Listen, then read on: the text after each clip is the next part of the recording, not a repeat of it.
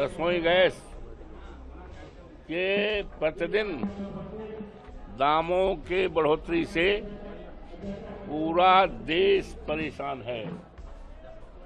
और उसमें अगर परेशानी देखी जाए तो उत्तर प्रदेश में ज़्यादा परेशानी बढ़ी है।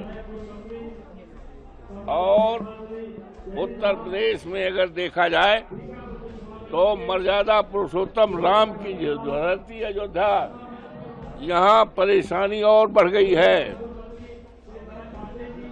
एक एक बूंद पानी के लिए लोग तरस रहे हैं। बिजली की जो हालत है वो बहुत खराब है।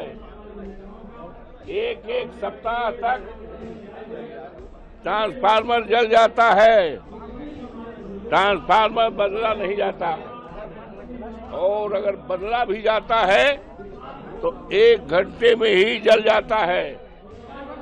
पूरे क्षेत्र में, पूरे जनपद में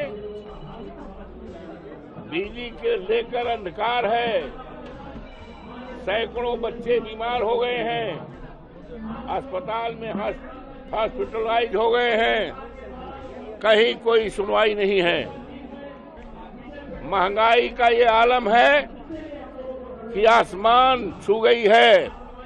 हमारे देश की अर्थव्यवस्था अमेरिका के हाथ गिरवी हो गई है, ट्रंप के हाथ में गिरवी हो गई है। अर्थव्यवस्था खत्म हो गई है। हमारी विदेश नीति अमेरिका के ट्रंप के हाथों में गिरवी हो गई है। आज हमारा नौजवान, अभी नीट पेपर की परीक्षा हुई थी, 30 लाख नौजवानों ने आवेदन किया था। 1 सेकंड में पेपर लीक हो गया। नौजवान जो हमारे देश की दौलत है, उसका भविष्य अंधकार में हो गया है। अभी कल परसों एग्जामिनेशन हुआ था, उसका पेपर लीक हो गया। लखनऊ में हाहाकार मचा है। यूरिया खाद गायब है। एक एक छटाक यूरिया खाद के लिए किसान बेहाल है। और स्मार्ट मीटर लगने से बिल की वसूली 10 गुना बढ़ गई है। वो चीन का है। आज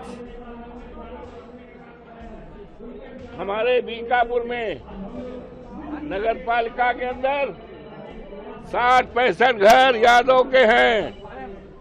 उनके घरों के पास सौदागरा बनाया गया, श्मशान गृह बनाया गया यादवों को उजाड़ने के लिए।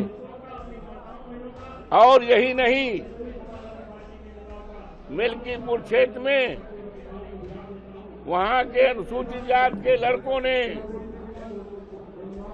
बाबा साहब भीमराव अंबेडकर की मूर्ति बनवाया, चबूतरा बनवाया। मूर्ति रखने ही जा रहे थे, चबूतरा तोड़वा दिया गया, लाठी बरसाई गई और उनके ऊपर मुकदमे कायम किए गए। आज ये क्या हो रहा है?